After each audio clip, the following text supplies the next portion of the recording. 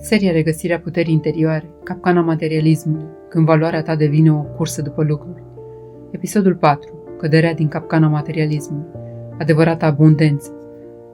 Există un moment, de obicei într-o seară tăcută, când obosești. Nu obosești de viață, ci obosești de alergat. De alergatul acesta orb după mai mult, după comparațiile care îți macină inima, de presiunea care stoarce respirația, de golul care nu se umple niciodată, oricât de mult acumulezi. Și atunci se întâmplă ceva subtil, sacru, vindecător, căderea din capcana materialismului. Căderea nu este un eșec, căderea este trezire, căderea este clipa în care vezi cu claritate că ai alergat după ceea ce nu îți putea aparține niciodată cu adevărat, valoarea care vine din exterior. Materialismul nu te umple, te amorțește. Materialismul este morfina sufletului, promite liberare, dar oferă doar o amânare a durerii reale, durerea de a nu te simți suficient. Când îți construiești valoarea pe obiecte, în fiecare seară rămâi gol. Când îți construiești identitatea pe imagine, îți pierzi libertatea. Când îți construiești stima de sine pe avere, ești sclavul viitorului.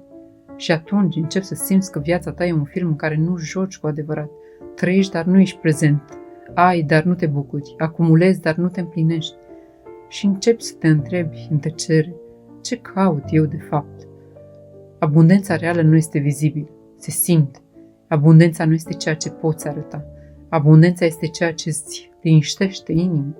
Abundența reală este pacea de a fi exact unde ești, încrederea în ritmul tău, mulțumirea pentru ce ai deja, sentimentul că ești suficient cu adevărat, prezența în propria viață, capacitatea de a vedea frumosul din lucrurile mici, libertatea de a trăi fără să demonstrezi nimic nimănui, iubirea pe care o simți, nu pe care o afișezi.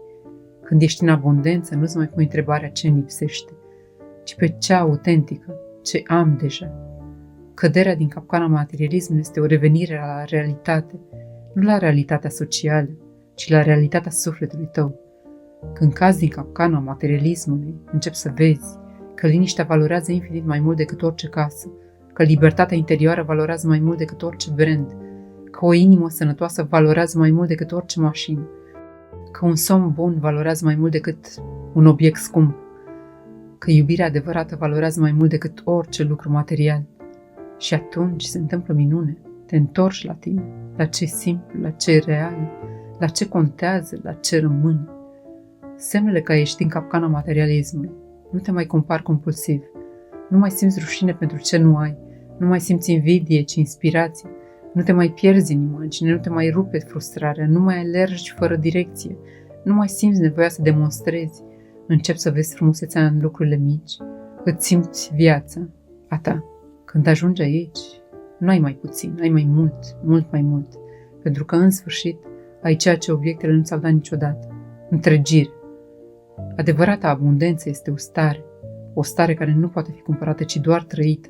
Abundența reală este liniște, este sănătatea, este iubirea, este conectarea, este recunoștința, este sensul, este pacea, este libertatea. Niciun obiect nu-ți poate da asta, dar tu ți-o poți da. În clipa în care încetezi să mai cauți valoare în exterior și începi să o trăiești în interior.